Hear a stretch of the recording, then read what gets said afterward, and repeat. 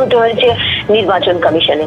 সেই প্রশ্ন ছিল যে যারা অবসরপ্রাপ্ত যে বিচারপতিরা রয়েছেন তারা জানতে চেয়েছিলেন যে এসওপি কোথায়, ইনফ্রাস্ট্রাকচার কি আছে, এবং এটাও প্রশ্ন তুলেছিলেন যে বিএলও যদি ডকুমেন্টস নেননি এরকম যদি জানায় কোনো ভোটার, সেই অভিযোগ থাকলে তাহলে কি হবে। এবং প্রত্যেক ভোটারের কিন্তু এটা বলার সুযোগ দিতে হবে, কারণ একমাত্র ট্রাইব্যুনালে গেলে শুধুমাত্র যে একতরফা হবে তা নয়, ভোটারকেও বলার সুযোগ দেওয়া দরকার। সেক্ষেত্রে কমিশনের কাছে কি উত্তর রয়েছে সেই ক্ষেত্রে কিন্তু জানা যাচ্ছে নির্বাচন কমিশন কিন্তু কোনো উত্তর দিতে পারেনি। তাহলে কিন্তু অনেক বিচারপতিরা এরকম বলেছেন তাহলে তো এইভাবে তো ট্রাইব্যুনালে কাজ করা সম্ভব হবে না, এরকম ধরনের কিন্তু, কারণ এরকম বলার পর কিন্তু দেখা যাচ্ছে যে একাংশ বিচারপতি যারা ছিলেন তারাও কিন্তু সহমত প্রকাশ করেছেন। এবং সবচেয়ে বড় কথা হচ্ছে এই বৈঠক আপাতত যেটা ভার্চুয়াল বৈঠক ছিল সেটা মুলতবি হয়ে যায়, এবং কবে আবার সেই বৈঠক সেটা জানায়নি কমিশন। তবে এটা ঠিক ট্রাইব্যুনাল যে গঠন হয়েছে এবং বসবে বলা হচ্ছে আইএম জোকাতে, সেক্ষেত্রে কিন্তু আগামীকাল থেকেই শুরু হয়ে যাচ্ছে না ট্রাইব্যুনাল। যদিও অনলাইনে যেটা কিভাবে অ্যাপ্লাই করবে বা সেটা কিন্তু 3-4 দিন আগেই কিন্তু কমিশন বলেছিল শুরু হয়ে গেছে। সেক্ষেত্রে এখন ট্রাইব্যুনাল বসবে কোথায়, কারণ ইনফ্রাস্ট্রাকচার নিয়ে প্রশ্ন ওঠে। কি ইনফ্রাস্ট্রাকচার আছে?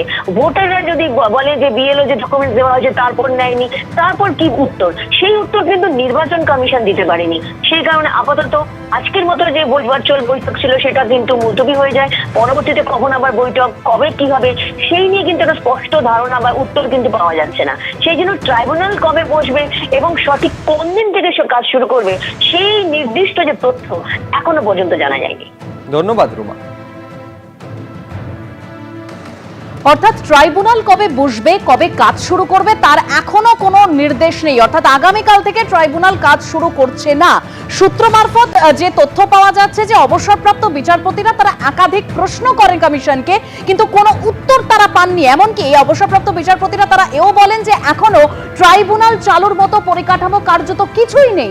অবসরপ্রাপ্ত বিচারপতিদের তরফে ঠিক কি বলা হয় আমরা এই বিষয়ে জানবো আমাদের অপর প্রতিনিধি সৌভিক মজুমদারের কাছ থেকে।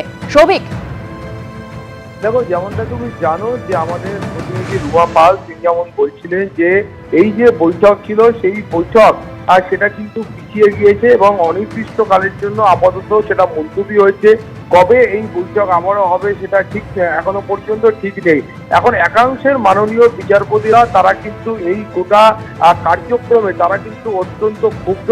তাদের বক্তব্য হলো যে এই যে একটা ট্রাইব্যুনাল সেটা আরম্ভ করতে হবে এবং সেটা নিয়ে সুপ্রিম কোর্ট নির্দেশ দিয়েছে, কিন্তু সেই ট্রাইব্যুনাল শুরু করার মতো জাতীয় নির্বাচনের পক্ষ থেকে এখনো কোনো ধরনের পরিকাঠামো প্রস্তুত করা হয়নি। এখন মাননীয় বিচারপতিদের বক্তব্য হলো যে ঠিক কোন কোন জায়গায় খামতি রয়েছে।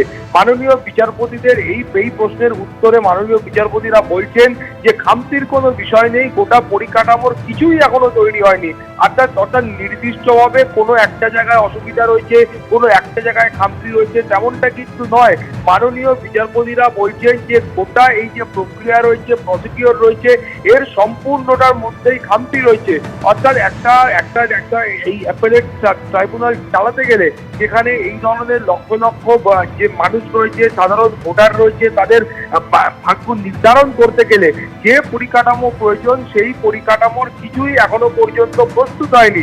মাননীয় বিচারপতিরা বলছেন যে শুধুমাত্র একটা পোর্টাল চালু করেছিলাম এবং সেই পোর্টালের মাধ্যমে মানুষ অভিযোগ জানাতে শুরু করলেন।